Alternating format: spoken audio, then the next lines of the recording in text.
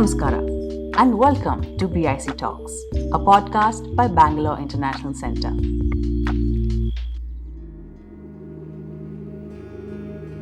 We just landed up in Dibrugarh, and first day, first show, we are there in Dibrugarh, and we're like, okay, let's go see the Great River. And we go to see the river, and we are asking people, boss, is this the Brahmaputra? And we are getting all sorts of strange answers, like, this is a channel of the river, this has actually got some other name, and stuff like that. And we're like, what does a channel of the river mean? This is a big enough stream of water. It's, what do you mean channel of the river? It's the river. So it took a while to figure out that it's not just one channel between two banks. It's got all these major and minor channels, and the channels shift with the seasons, and it's different in different places. So basically we spent the first few days sort of getting our river concepts clear. You just heard author of the Braided River, Samrat Choudhury, talk about his introduction to the mighty Brahmaputra. The Brahmaputra is born as Yarlung Tsangpo in Tibet, transforms into the Dihang River in Arunachal Pradesh, and later morphs into Luit Dilao in Assam. It is a transboundary river flowing through Tibet, India, and Bangladesh, which contributes to the complexity of history, politics, and lives in the region. In this episode of BIC Talks, journalist Tora Agarwala is in conversation with Samrat, where they talk about the environmental, military, and political issues the region faces through Samrat's book, which blends travel, memoir, and history with the present. And now, over to Tora. Thank you, BIC, for having us here on this podcast today. I'm Tora, I'm a journalist, and I cover the Northeast. I'm glad to be in conversation with Samrat, who's a terrific journalist, a writer, a political commentator, but also a good friend. I've been reporting on the Northeast for more than 3 years now. But yet, despite that, I feel that I know very little about the place. This is probably because, the region is always clubbed together as, one territorial entity or one block. But despite that, this is actually a very vast, diverse, and a very unique place, which has a very layered history and geography. And also one thing, everyone will hear very often is that the Northeast is a region that isn't covered much. It's a region which is ignored by the mainstream media. And it's always also a region that people want to know more about, people want to understand, people want to visit and travel. And I think for anyone who has those sort of questions about this region, Samrat's book here, The Braided River, is very, very good place to start because it tells the story of the Northeast, of Assam, of Arunachal Pradesh through this mammoth river. And, while on the face of it, even the book's jacket will tell you that this is a journey along the Brahmaputra. The book, when you read it, you'll realize that it's so much more than that.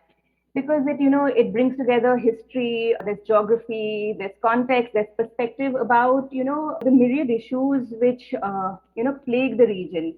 And, apart from all these serious things, there are also, very fun and delightful nuggets of adventures, nuggets of his adventures. When you read it, you find him sort of defeating quicksand, or you'll find him, chasing river dolphins, or interviewing people who speak a dying language. So there are a lot of things like that packed in this book, and I'd recommend everyone read it, everyone from here and everyone who's also outside the Northeast. In scope, it's a very big book, even, in the number of pages, it's also quite a large book. And clearly, even as Samrat says in the introduction of this book, that he embarked on an epic journey to sort of research and write this book. And, I think I also met him during that. He made several trips to Guwahati, and, I've also been here. So we met during his research as well. But he started, I think it took about 4 or 5 years of traveling to do this. I may be wrong, but I think it did take so many years. So, my first question to Samrat would be, what made you embark on this, this terrific journey? Hi, Tora. Thanks for that fab introduction, and thanks to BIC for having us on this podcast. Well, yeah, it did take almost 4 or 5 years. It was separate journeys over a period of years. And actually, what got me started was quite a chance encounter. Basically, I've mentioned it somewhere in the book that what happened is Sanjay Hazarika had organized a conference in Delhi, and I got an invitation to attend, and I wasn't even presenting a paper or anything. But anyway, I was interested in the subject, so I landed up there.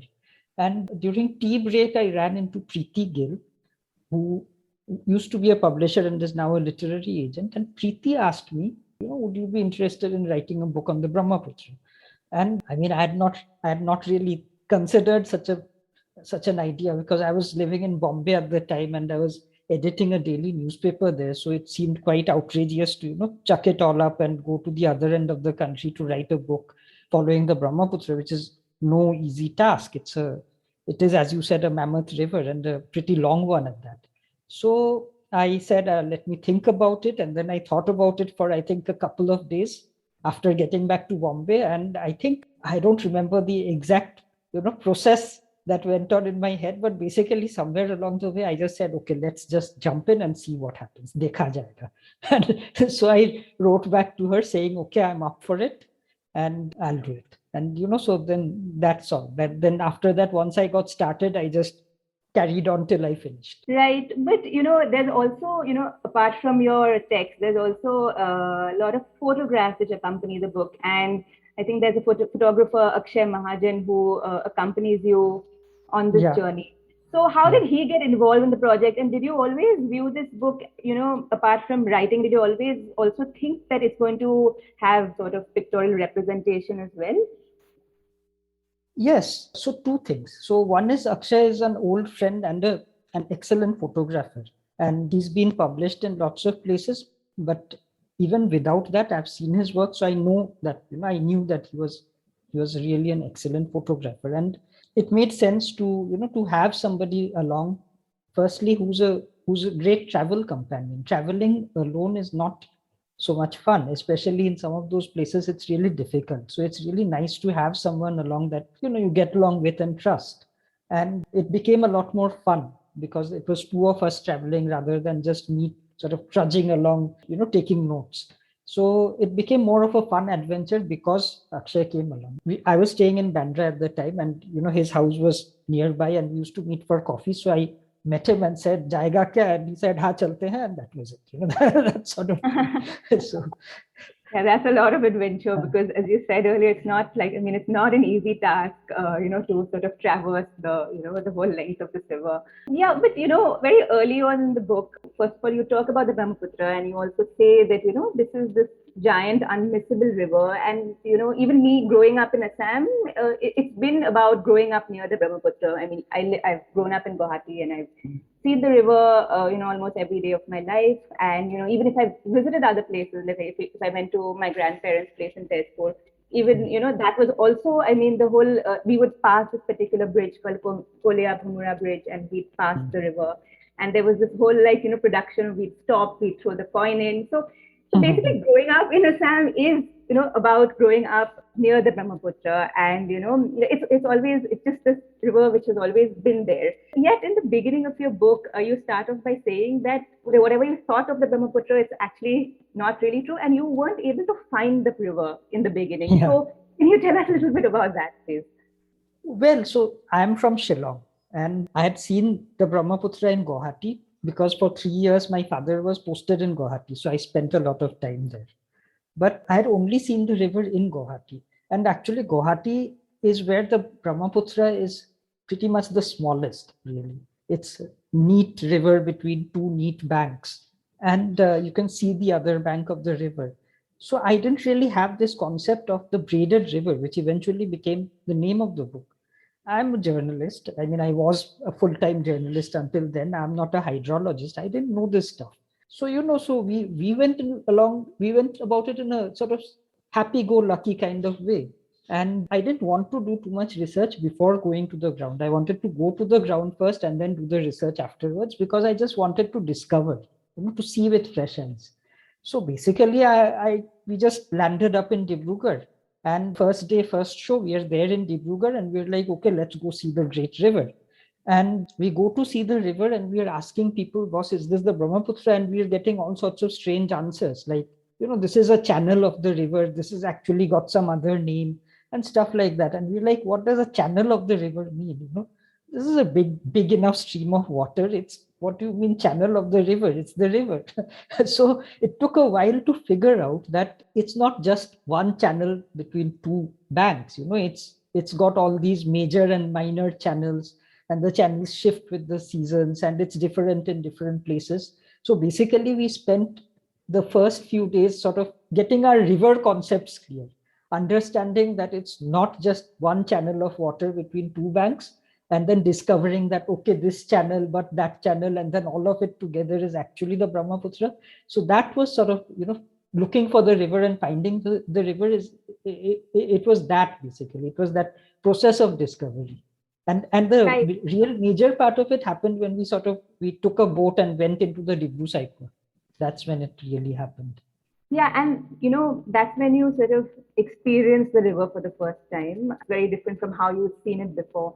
I can't, right now I can't find the exact page number on the book, but you described it very well about how, how vast it is and how infinite it was, and how it had, like, there was water on all sides, and it was just more massive than you even expected it to be, I think. So Yeah. could you tell us about how was it when you first, truly experienced the river?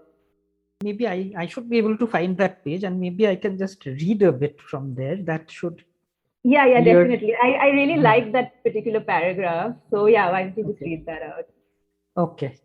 So this is where we've got on our boat, and it's called a bhutbhuti boat. It's one of those country boats with a motor, which I recently discovered is actually a pump, a water pump modified into a motor. Anyway, so this is when we are already sort of going towards Dibru-Saikwa.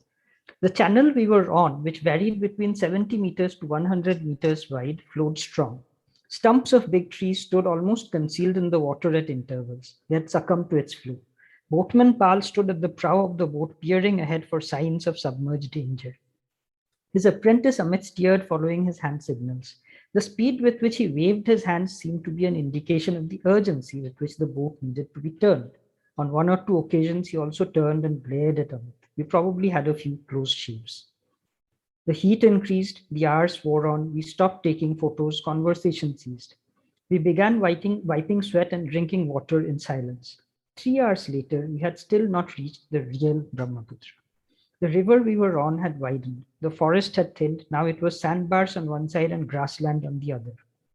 We were getting close, Pal said. We came upon it quite suddenly. It was like nothing I had ever seen or imagined. In every direction before us, as far as the eye could see, there were only channels of water separated by sandbars and river islands. It was a water world.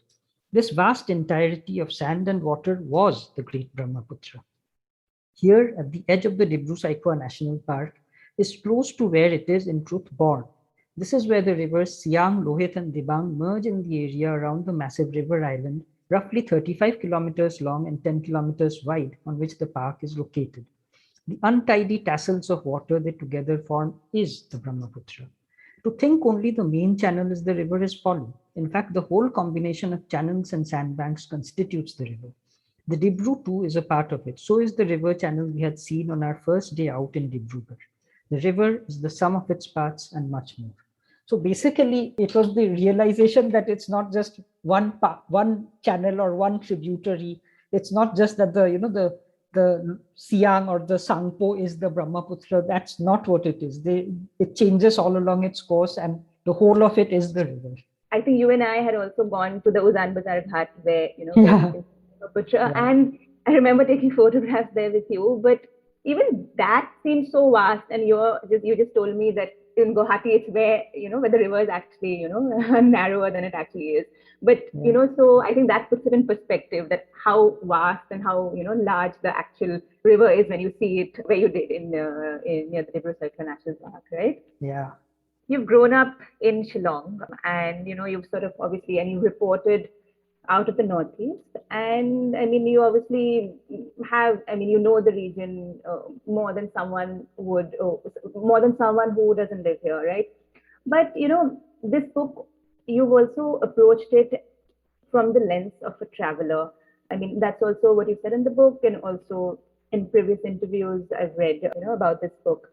So having lived here and also sort of now approaching it like somewhat as tourist or an outsider, how was that process? And I'm sure it was a process of learning because you are also going to new places and you're meeting, you're also going to territory which you've never been before, right? So obviously it's a process of learning. I understand that, but was it also a process of unlearning? Like, were there stereotypes which sort of, which were busted, or things which you thought, one example is the fact that you thought the river was just one one channel, but now it's so much more than that. So any other examples like that? What else did you learn, and what did you unlearn as well? Yeah, well, I mean, the river is a great teacher, and epic journeys, I think, have always been thought of as being journeys of both an external and an internal dimension. So there is always, I think that's the idea of the pilgrimage. It's transformative in the sense that it's an epic journey which is supposed to transform. It is another matter that now the pilgrimage has become so commercial that it has ceased to mean anything at all. But I believe that is the idea of the pilgrimage. So the river journey is similar. It is a great experience in learning and unlearning. And I had all the usual, lack of conceptions as well as misconceptions about many things, surrounding the territories that, that lie along the course of the river. And right from the top to the bottom, as I was traveling, I learned so much, because partly during the process of traveling and partly after, when I was, I had to research it to write a little more about it, because after all, if I've just gone somewhere, I can't really write, only based on what I've seen. I have to find out a little more. So, straight from, all the way the China border. And of course, I'd always heard that Arunachal is part of India and the evil Chinese are sort of eyeing it, and, what nonsense, basically.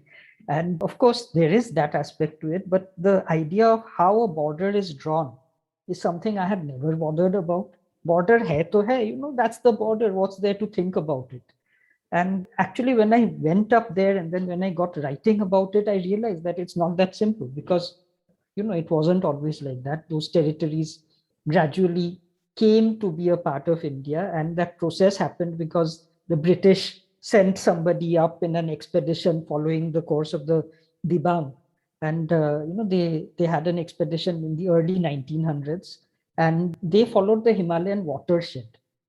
And they came back with a map which became the basis of the Shimla Agreement of 1913 between the British Indian Empire and Tibet and China, and on the basis of which the Indian boundary with Tibet was drawn.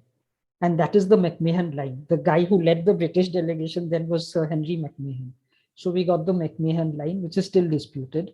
But there's so much complicated history there. So the idea of how a border is drawn, how some part of land becomes a part of one country or another country, and all of that, I had to discover that. And then coming further down, I had the usual notions about illegal immigration into Assam. And I still remember actually driving out from Tezpur to Kaziranga. We saw those villages on the side of the road, and they were Bengali Muslim villages. And the driver was a Nepali man, and he looked at them and he was like, "These are me." And so we had that thing that, yeah, these are people who have just come probably from, we don't know, but they might be from Bangladesh, and they might have come and settled here in the Kaziranga, which is a forest. Why are they here? And it was only as I traveled further down the river that I realized, no, boss, I mean, a lot of these people have been here for a really long time. And it took a lot of, meeting people and talking to people and then doing further research to realize that the bulk of the Bengali Muslim population which came there, the Mcmahon population which came there, was actually moved there by the British. And so just as the tea tribes came because they needed labor for tea plantations, so the Mcmahon came because they needed labor for paddy crops and jute. So it was really, it was not really recent migration in probably the vast majority of cases. But it took a bit of digging deeper to find that out. And of course, once I realized that, I had to change my own ideas, and this was a difficult one, but I had to change my ideas about the whole notion of migration and illegal immigration into Assam, which is such a hot button topic. This is probably, I mean, not just illegal immigration, into Assam, but most of these issues, whether, I mean, it's the more recent Assam Mizoram border dispute which happened, or, things like that, most of this goes back to decisions taken during the colonial era, right? So, and, how maps would be drawn and lines between two places would be drawn. So I wanted to talk a little bit about, borders in that way, because how do communities in the Northeast relate to borders? I'm not asking you to sort of talk about, all the communities in the Northeast, but at least the places you would travel to, and how did you find, like, what did you find over there? How did communities on both sides relate to it, whether it was an international border, say with China, or an interstate border, because as we know, there are a lot of interstate border issues in the Northeast as well. So would you be able to talk a little bit about that, about borders and the people who live on the both sides of the border? So if I go along the course of the river, the borders I encounter are basically the India-China border, the Arunachal-Assam border, and then further down, it's the Assam to Bangladesh.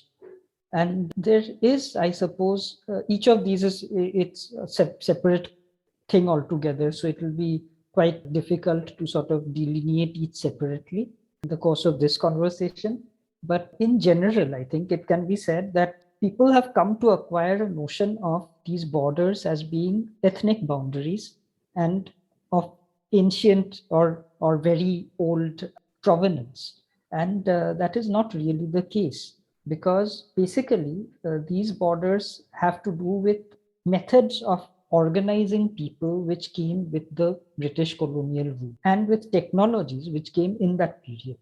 So, for example, the standardization of languages happens only when you have the printing press. Otherwise, you only have spoken dialects, and the dialect changes. It's more or less a continuum in many cases. You sort of switch from one to the other by degrees. So, to give a concrete example, you have the spoken Assamese of Upper Assam, and then of Lower Assam, Gwalparia, which is pretty much almost a separate language, and then you go further down and you get dialects in Rangpur and stuff like that, which are slowly shifting. So basically it's one dialect sort of and language changing into another by degrees. But then you have this notion of the standard language, and the standard language happens because you have the printing press. It's been written about at length by Professor Benedict Anderson in his famous book Imagined Communities, where he's delineated these processes. So basically it's that process which is very clearly visible in Northeast India. You get these standardization of language, and then after the standardization of language, you start seeing communities which imagine themselves as nations pretty much. And in some cases, to come to the specific issue of boundaries and their relation to ethnic identities, this is still an ongoing process. For example, the Naga nation is a nation which is still in the process of being formed, because you have 30 whatever Naga tribes, and they all speak their own languages. But they've slowly over the last 100 and something years become a proto-nation, a nation that wants to emerge in some cases as an independent country, which is what the insurgencies have been about. And those are the adjustments that go into boundaries and borders being formed also, because basically then you're sort of imagining a specific identity as a national identity, and then the national identity naturally has all the paraphernalia that comes with it, including maps and borders. And the overlap of ethnic border or ethnic identity with border is a false notion. It's completely false, but it's the notion which produces the conflict at borders. And why do I say it's a false notion? It will take a long time to sort of get into it in detail, but very briefly, it's a false notion because, of course, people have come from everywhere and gone everywhere, and their ethnic identities have shifted.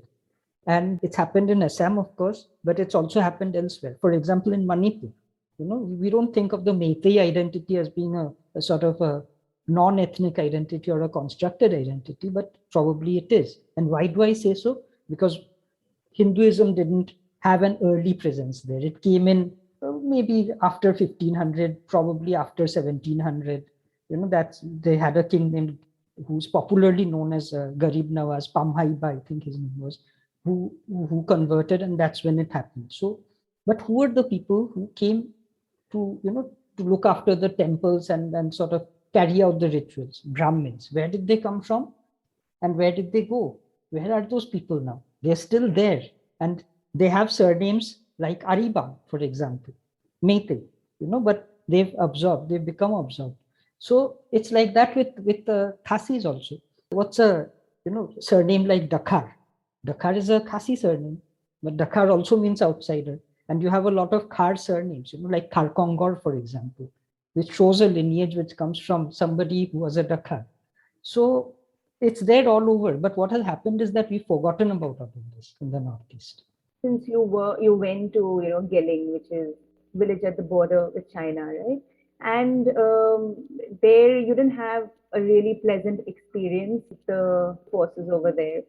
And this is something which pans out in different parts of the Northeast as well. The sort of the conflict between civilians and conflict between the military, conflict between the civilians and the military presence. Can you tell us a little bit about, if you could also maybe read from that part where you go to Geling and, how, I think the last paragraph where you mentioned, how the forces over there, what the experience was and, what you thought about it.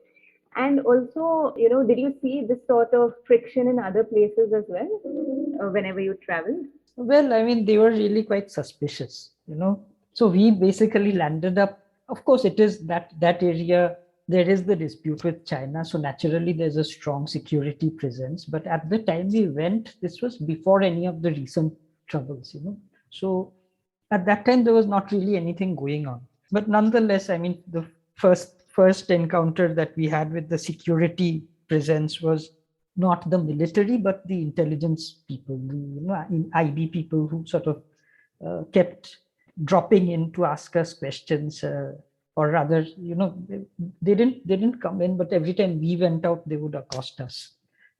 So we had that, number of friendly conversations with people from the intelligence community, and they were very curious about why we were there. And we kept saying again and again that we're here because we are traveling and we are here to write a travel book.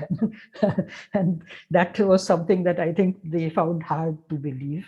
After that, finally, when we did get to Geling, it was on the back of a dumper truck, because we had no transport and we hitched our rides along the way or walked.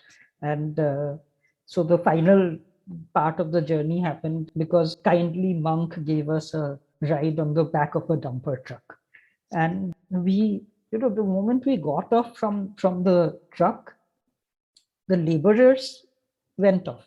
And I accompanied them, and I also managed to, go away smoothly, no issues.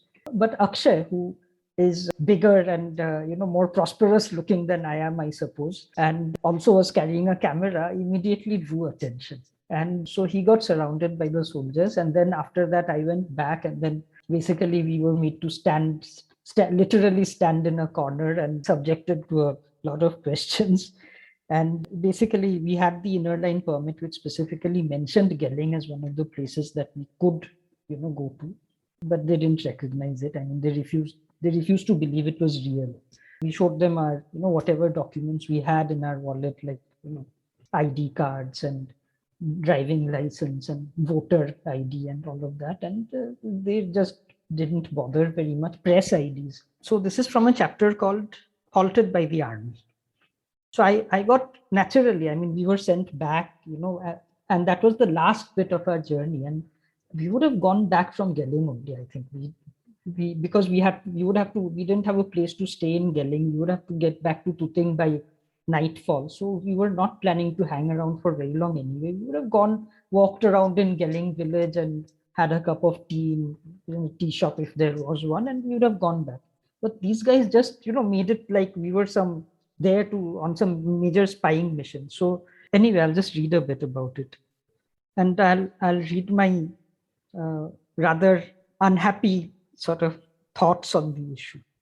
At Gelling, we ran out of luck. A convoy of army trucks was parked on the single narrow lane in front of us. The dumper stopped. There was no path forward. All of us got off to walk towards the village, visible less than 100 meters ahead. An army man in battle fatigues called out to Akshay and stopped him. He had spotted the camera. I went back to see what was happening. The soldier was joined in no time by a whole posse of others, all heavily armed and brandishing assault rifles. We were surrounded. The monk came to our aid. The soldiers were polite and respectful towards him, but they told him they would have to take us aside for questioning and could not let us pass. The ridge of the hill facing us was the Mcmahon Line, the disputed de facto border. On the other side was China.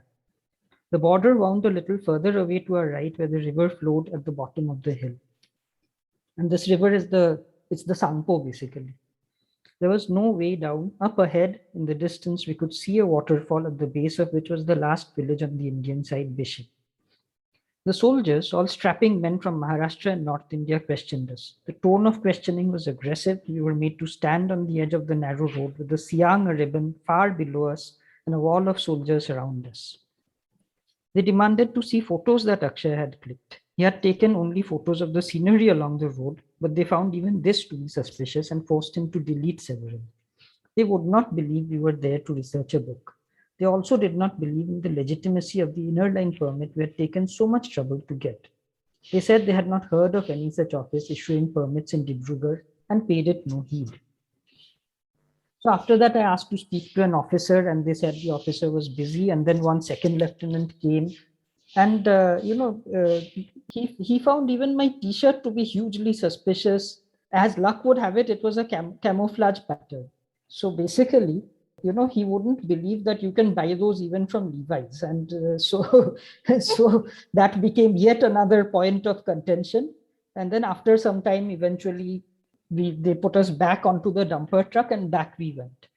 It's okay, it's fine, it doesn't make much of a difference. But I was really upset because we'd gone such a long way, and we had the documents to be there, and we're Indian citizens. And I had press ID card saying I'm an editor of a newspaper, and they're just like, so what? And which is fine if I was in the wrong place, but I was there because I was doing something which is completely legitimate, and they just wouldn't believe anything.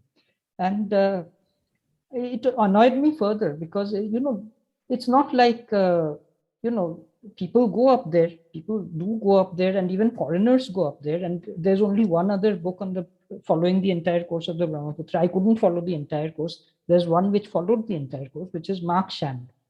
River Dog. And River Dog, yeah.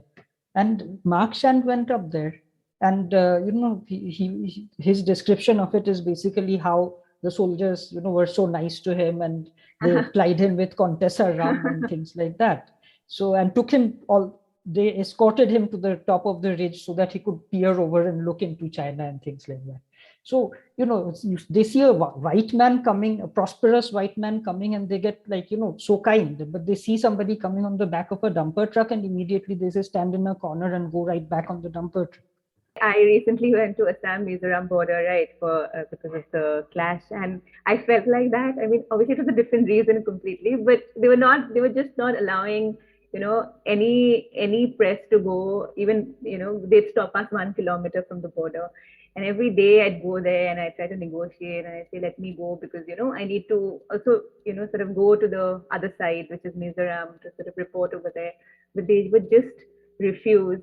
And, that's also like something interesting, which I found was that, this was an interstate border, but it was just so, I mean, they said that, I couldn't go because it was risky and there was very heavy military presence and all of that.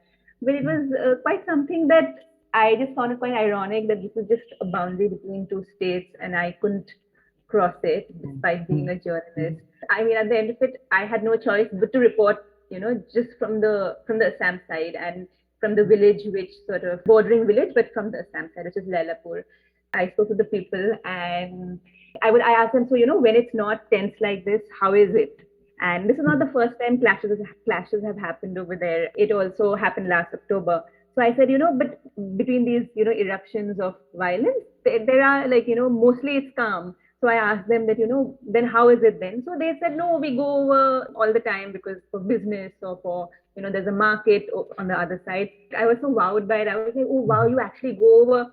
And then I was like, you're being so, I told myself, you're being so silly because obviously they'll go over. This is a state border, but it's just that it felt so, the presence of forces make it feel ominous and, that there's something wrong. When reporting in the Northeast, you forget that, these kind of very basic, obvious things which happen in other parts of the country. But because, the dynamics of everything are so different over here, they're not like that over here. Anyway, so yeah, I wanted to ask you, taking this journey and, going along the Brahmaputra and, to different places. It's also very, it sounds really romantic. And, that's also a notion people have of the Northeast, right? When many people when I tell many people that I'm working here and they'll be like, oh, wow, you're going to like such a mystique, all these places and all of that. So of course, there is an element, there is a notion of romanticism involved with the Northeast.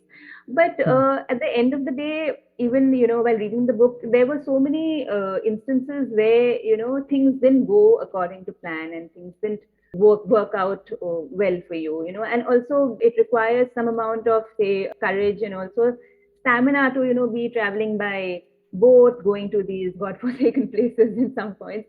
So, were there times where, of course you did this because you wanted to, but were there times as a traveler or, as someone who's sort of, at the end of the day had to write this book, did you feel like, okay, I can't do it? Or did you feel exhausted by it all? Because it's really nice to read and, but doing it is also very difficult. And I'm also speaking from experience because, even reporting the Northeast is not easy, logistically. And just the fact that this is a place which, there's so many layers and there's so many things to sort of take into account without hurting the sensitivities of people. What were the bad parts and, what were the struggles? Because I know this could not have been easy to pull this off.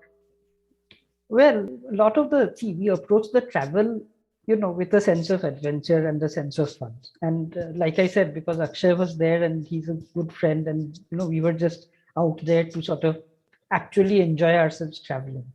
And so even the hardships of the journey, we took it in the spirit of, experience and enjoyment. So most of it was actually all right. Even the back of the dumper truck, you were like, oh, wow, we're in the back of a dumper truck bouncing up the Dihang River valley. Okay, fine. So there were physical hardships, but most of the time mentally we were in a place like where we were like, okay, wow, this is so exciting. And so we had fun, whether it was hard journeys or moments of some risk, because, for example, racing across a bit of quicksand was one of those moments where you were like, okay, wow, what happens next? If one of us goes under, then that's it. And there were other moments like that also. But most of it was like, okay, TK, it's adventure, it's fun, and it's all good. The difficult part of it actually is what you mentioned about writing and keeping sensitivities in mind. And especially for me, it was difficult because of my ethnicity. And so it became more difficult because of that. I had to be especially cautious. You do touch upon the NRC and the whole citizenship tangle in the state.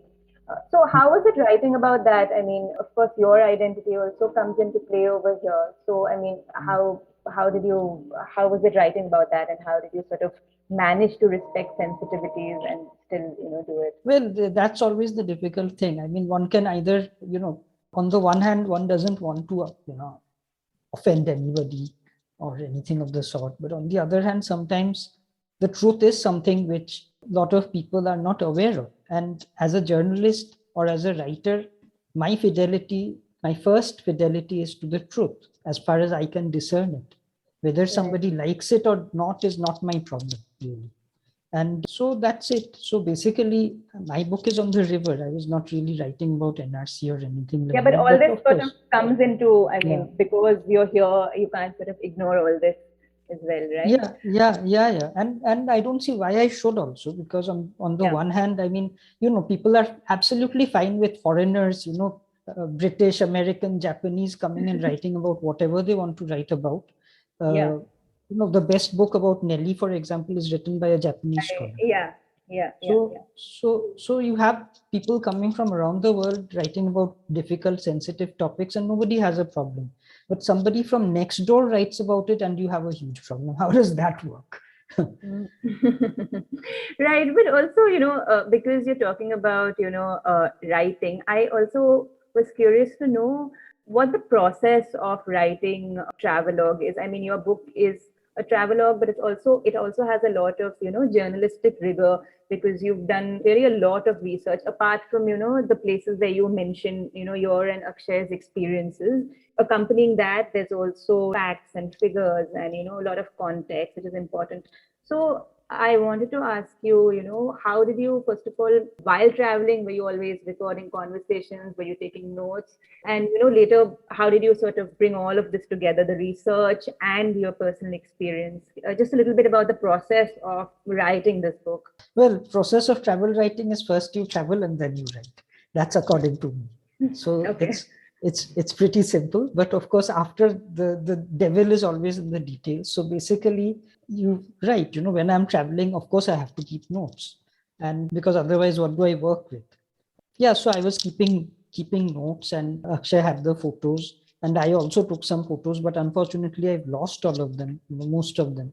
Oh. But they were useful when I was writing for reference. So I had my notes. I have notebooks full of notes, one after the other. I had some recordings as well, some interviews I recorded. I had photos as well, and even video in some bits. So I kept notes, copious amounts of notes. Later on, when I was writing, basically I had the notes for reference. It's really like writing a very big feature story. So you have your notes, and then you go and you put your notes into some kind of order. After that, you have to fill in a lot of research. So the background Were you research writing simultaneously? I mean, in the sense that did you start writing the book when you were, not when you were actually on the ground traveling, but whenever you went back home, or did you write it after you finished, the whole course of the journey? So I was editing, like I said, in newspaper in Bombay at the time. Daily news journalism leaves absolutely no time for anything else. Yeah. It will eat your life away, as you are probably finding out right now. Yeah. So there was no time, no mind space. So I couldn't really do much at the time. So even to do the journeys, basically, I'd save up all my leave and make one big trip, and once a year, and that was it. But I kept the notes on a daily basis. So it was like a journal. So I'd keep the notes while I was traveling, and I'd make sure I had saved up my material properly. The writing actually happened after I quit my job.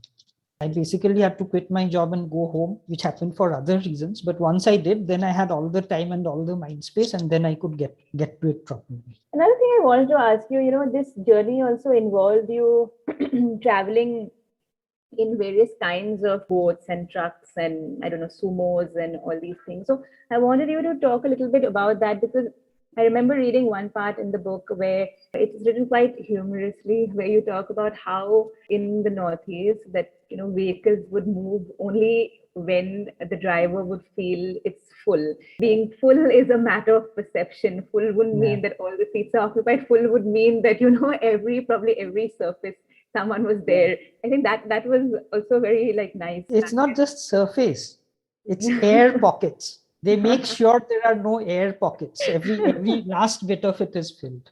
Yeah, and also I think the roads are not the best either. So can you tell me what kind of vehicles did you have to travel in, on water and on land, and what their experience was? Well, we used whatever we got basically, and we went village to village in many cases. So the local transport on the river, sometimes it's like, for example, we were staying in Dibrugarh in the house of our friends Millie and Masood. From there, we would get out and we would get into one of those little magic vans or something. Then they'd pack us in tight as sardines in a can, and then we'd go to the ghat, and then from there we'd get on a ferry, and then we'd cross the river to the north bank, get out of the ferry, and then of course once you get off the ferry, on the other side there's nothing. So then you wait, have a cup of tea, see if you can get an auto rickshaw or something like that. And they have those big diesel wala type auto rickshaws. And then you get on one of those, you go some distance, and then maybe you get down and get into a magic van again. Why are they called magic? I've also wondered. Do you know why they're I, called magic? I have no idea, but my thesis is that it's because they can magically fit in the entire population of the district into one of those tiny vans. Yeah, probably that is why it's called magic. But yeah. Yeah. Anyway, so but what about, you also traveled on different kinds of boats, I'm guessing. Booties is one. I think there are also more planks which people travel on. Did you have to go on those, planks put together by, say, trunks of banana tree leaves? Did you Oh, have no, to no, go? no. We didn't travel on a raft. That we didn't. I mean, we came across rafts, but we didn't really travel on a raft. That would have been very Huckleberry Finn, Mark Twain sort of thing. Would have been great, Yeah. but we didn't do that. But we did travel on one tiny little boat not really travel, it was just a crossing in one tiny little boat. And once you're on a bigger boat, it's like fine. You don't realize how powerful the river is. The moment you get into one of those tiny canoes, a one-man sort of paddle boat canoe, first of all, the top of the boat is basically like 6 inches or 4 inches above the water. So I was afraid to move. I was almost afraid to breathe because I was like, this can tip over any moment. It's quite an experience watching the man wrestling with the river, because it's really a physical wrestling match with the river. so that's quite something. It's very scary, and I can't swim to save my life, literally. Not that swimming is much good unless you're an Olympic swimmer. In the Brahmaputra you'll not get very far unless you're a really great swimmer. Of course, there have been a lot of experiences. What is your most memorable, or any memory you'd want to share from your journey, which has sort of stuck on till now?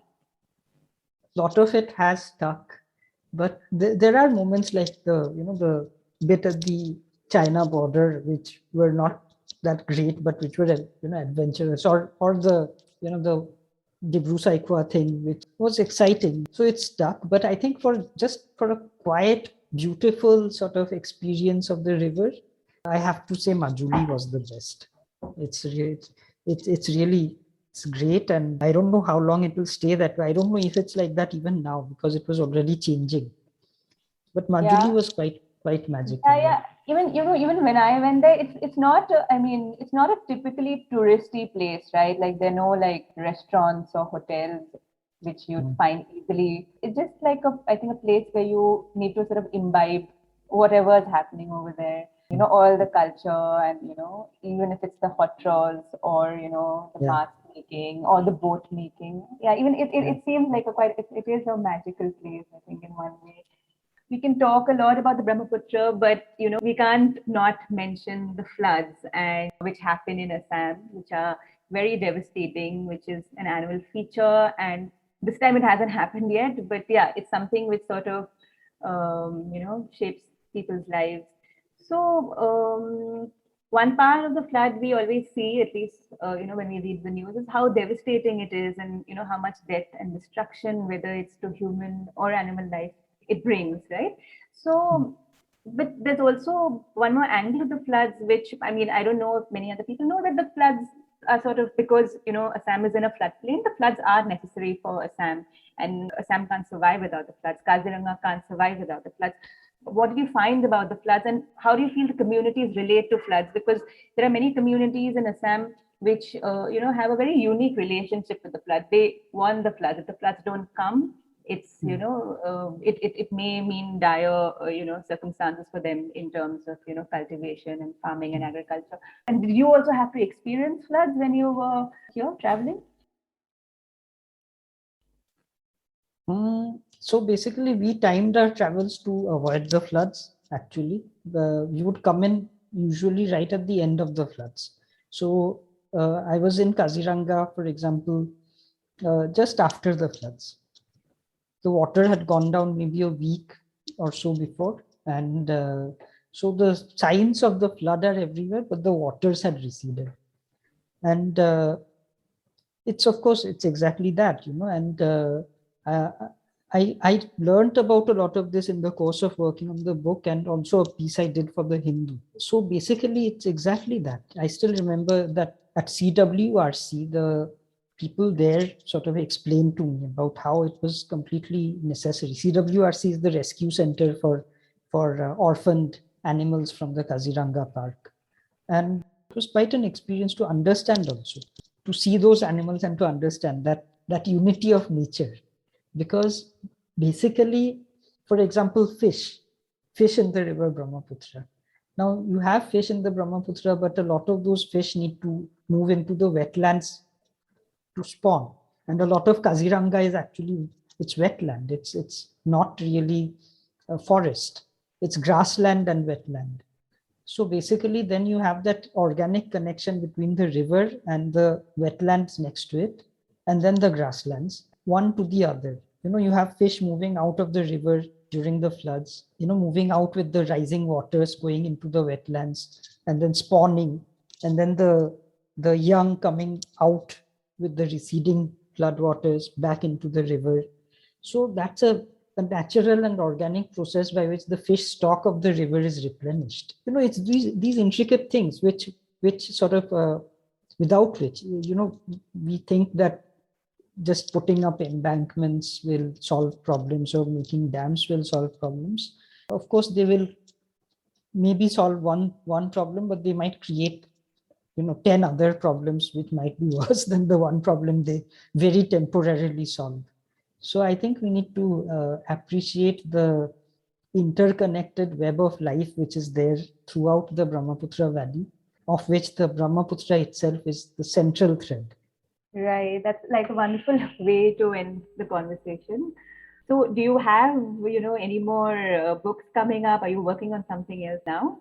Well, I'm thinking of another non-fiction book, but it's too early to talk about it now since it's still in the thinking stage. All right. All the best for that. And it was a great conversation. I hope you enjoyed talking to me. And I hope the listeners too enjoy, two people from the Northeast just going on about it. So yeah, thank you so much. Thanks, Tora. Thank you for hanging in there and listening to the full conversation. If you liked what you heard, do share it with friends and family. You can also leave us a review or rating on iTunes and Apple Podcasts. The crew behind this podcast is Gaurav Krishna on sound supervision and production, with support from S. Sarvanaraj and Raghu Tenkaila. Episode artwork and design is by Chandni Venkataraman. Don't forget to subscribe to our channel on your favorite podcast platform. It can also be accessed on our website, bangaloreinternationalcenter.org. This is Lekha Naidu, signing off on behalf of everyone at BIC.